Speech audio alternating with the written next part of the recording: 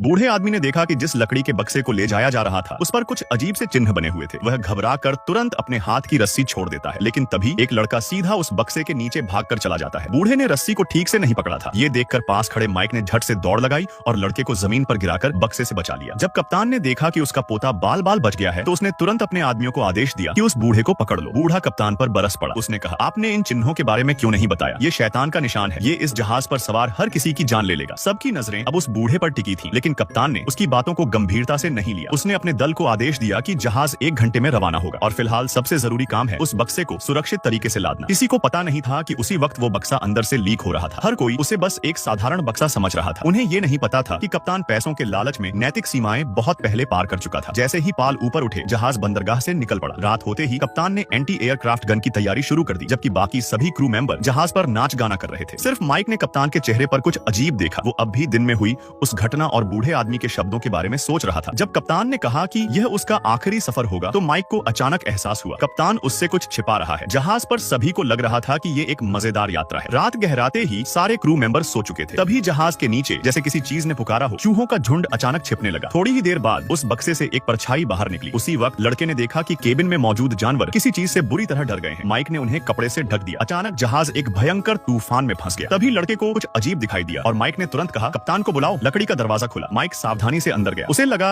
शायद लड़का गलती कर रहा है, पर तभी उसने देखा वो बक्सा जिस पर चिन्ह बने थे एक तरफ झुक चुका था। माइक धीरे धीरे अंदर घुसा। पहले उसे लगा कि बक्से में बस मिट्टी भरी है, लेकिन तभी उसे जमीन पर एक कपड़े का टुकड़ा मिला। उसने पहले ध्यान नहीं दिया, पर अगले ही पल मिट्टी के अंदर से एक जीव अचानक बाहर निकल आया। माइक घबराकर पास गया और देखा वो कोई इंसान नहीं बल्कि एक औरत थी।